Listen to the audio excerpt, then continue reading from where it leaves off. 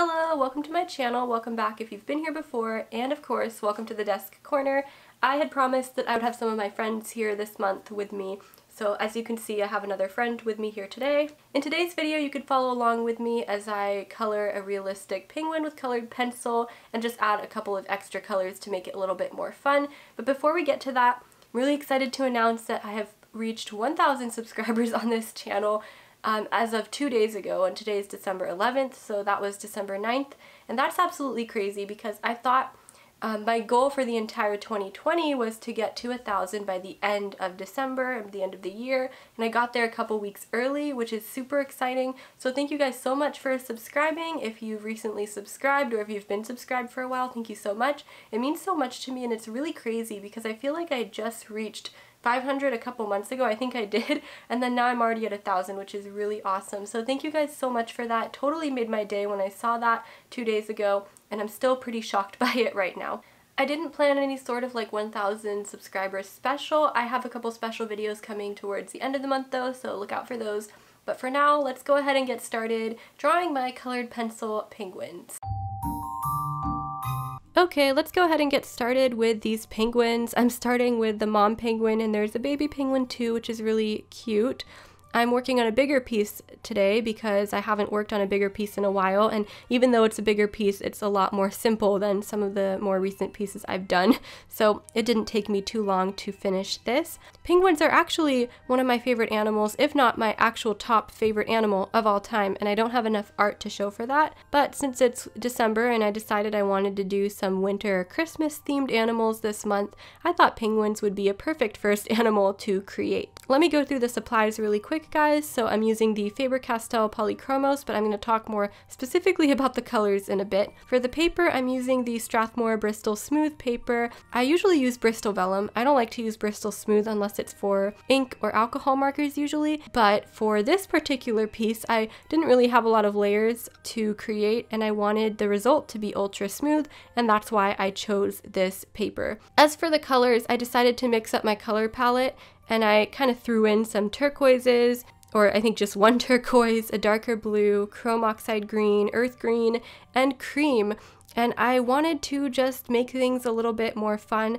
And even though I like to create realistic art, and I always go for realistic proportions because that's just kind of my style, sometimes mixing up the color palette makes things a little bit more fun and creative, and especially if you're feeling a little bit bored with hyperrealism, it's fun to mix things up. And it's nothing crazy that I did here, so all the undertones are done in warm or cool gray, Payne's gray, or black, so I'm still getting in those dark shadows and undertones and everything for the penguins, but I'm glazing a lot of really pretty colors on top to just make things more interesting.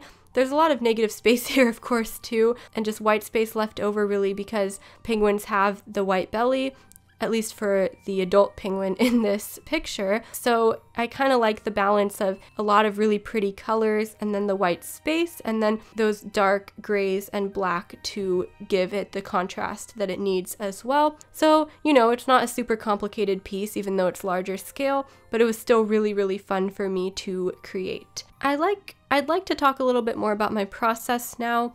So since I'm using the Strathmore Bristol Smooth paper, this paper can't handle a lot of layers, and you have to be really careful with how much pressure you're putting on the paper as well. So as I'm coloring, I'm really aware of how much pressure I'm putting onto the paper. Of course, for some of the darker shadowed areas, I'm not as worried because I'm going to be adding a bit of black on top of the Payne's gray as well, and there aren't really too many layers going on for that. But for some of the other areas that I want to keep lighter and more colorful, I'm very aware of how hard I'm pressing into the paper, because with a paper like this that doesn't have much tooth to begin with, you can really flatten it out if you press too hard and make it almost impossible to add any other layers. The paper just won't take anything more, which is part of the reason why I don't like to use this paper too often actually, but it's good for some purposes. Now, as you can see, there is a bit of an ochre color next to the penguin's face, which is already there in the reference photo. Of course, I didn't make that part up or anything, but the ochre matches really well with the turquoise colors I picked out. So I think if you are wanting to change up your color palette, definitely look at a color wheel or plan out which colors you want to add, because sometimes some colors will complement each other more than others, and I thought that the colors I chose really complemented each other and just made this drawing pop out. I think this can also be a good way to use up colors in your palette that you don't normally use and that sort of just sit there. I don't normally use turquoise or chrome oxide green. It just doesn't come up much. And in fact, I tend to use browns and muted tones and neutral colors more than anything since I use my colored pencils for realistic art, and I don't tend to do a lot of wildlife or botanical art or anything that would require brighter colors. So I love my brighter colors in my colored pencil sets, they just kind of go to waste sometimes. What I do like about the Polychromos is how sharp they stay and how you can really go in and do all those tiny details without worrying about having to constantly sharpen your pencil. And that's why I chose to use Polychromos for this. I knew that there would be a lot of detail areas or small areas to color in, and I didn't want to go outside of the lines or have any issue with sharpening and having to create all those details. And I often choose the Polychromos because of that. They're very convenient to use in that way. They just take up more time, I've found, versus maybe wax-based pencils would. Let me know if you like this style of realism with a bit of like pops of color added. I might continue this style for the other winter animals I'm going to draw this month, but we'll see. I haven't really planned it out too much. I kind of just wanted to go with the flow and see what I felt like drawing. So the penguin, of course, it's the first drawing that I did, and then we'll go from there and see what I feel like doing. But do let me know if you enjoyed this style. Also, let me know if you enjoy these color or paint with me videos that I do sometimes, where I might give a few tips or talk a bit about the drawing itself, but it's not a full-on tutorial only. I do love making tutorials as well. They just take a long time to plan out, and sometimes it can be hard with a drawing you sped up, but if you don't speed up the drawing, it just is too long and takes up too much time for a platform like YouTube, so that's where I struggle sometimes with tutorials. I think that this drawing took me definitely over 5 hours. I just don't know how long it took me altogether, and that kind of shows how long colored pencil art really takes.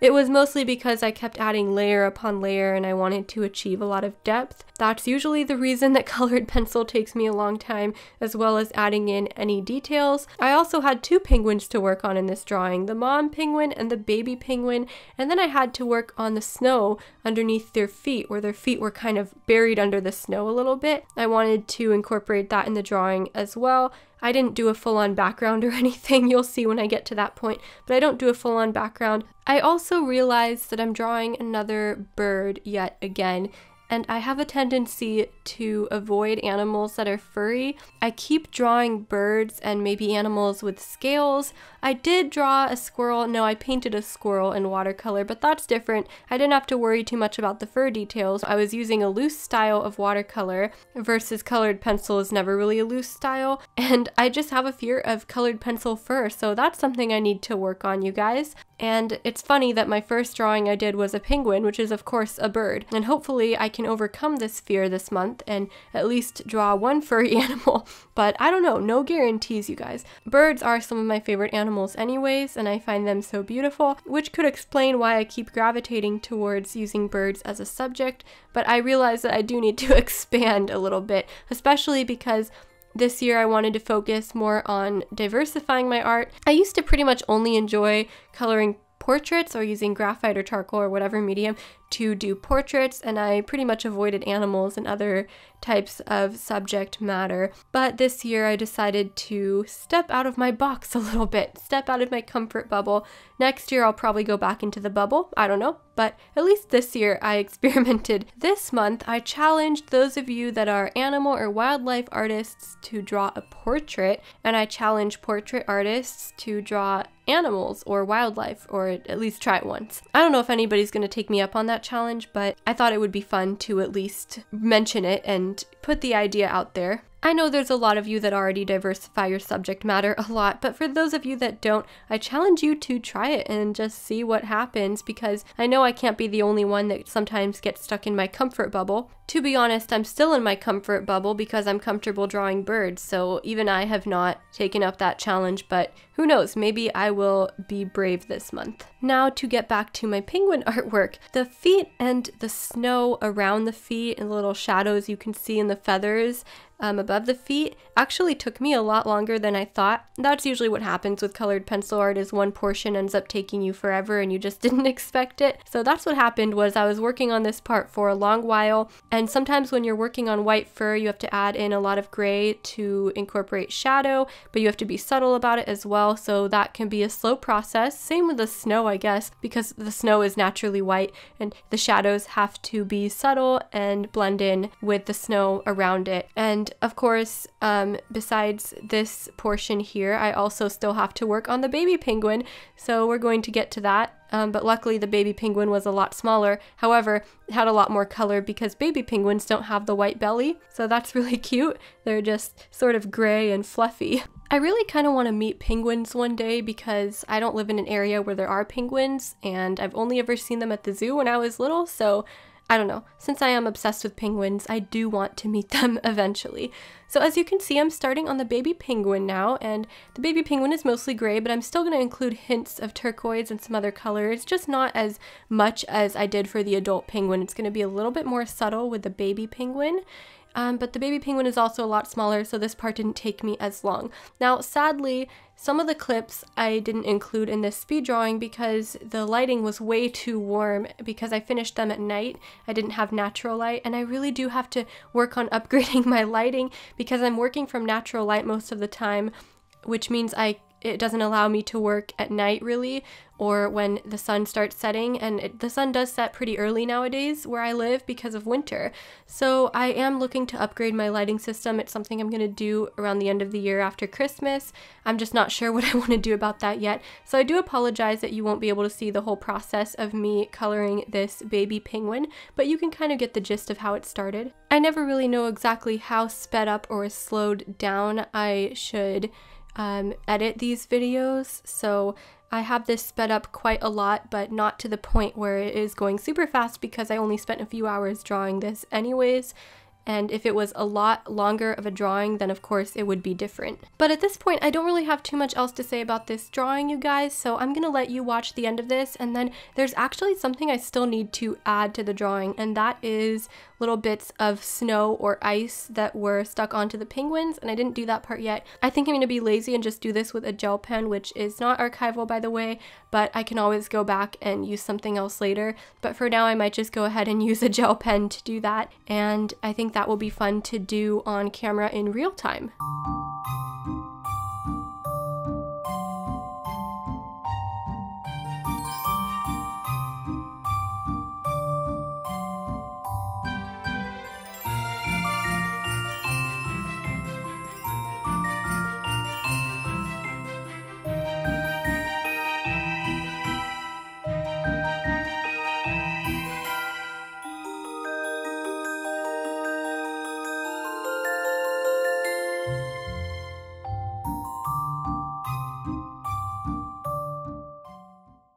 Okay guys, we're now about done with this, but as promised, I'm going to add in those bits of snow.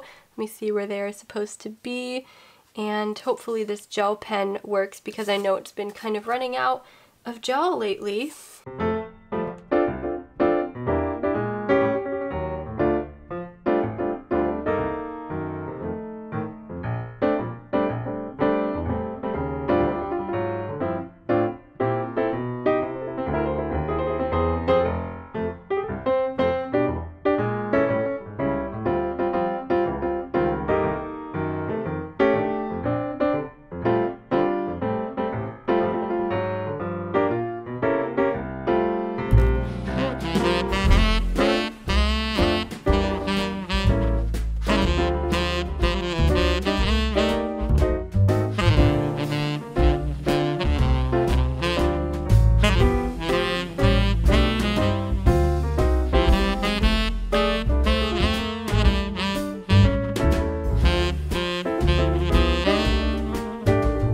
Okay, I added a couple of extra details. This is a snow. I probably should have done it with an archival medium and not the white gel pen, but that's okay. I can always go over it later if I want to, because actually I like to store my artworks in a portfolio so it tends not to rub off. Anyways, I'm going to untape this and let you guys get a look of the final drawing more close up.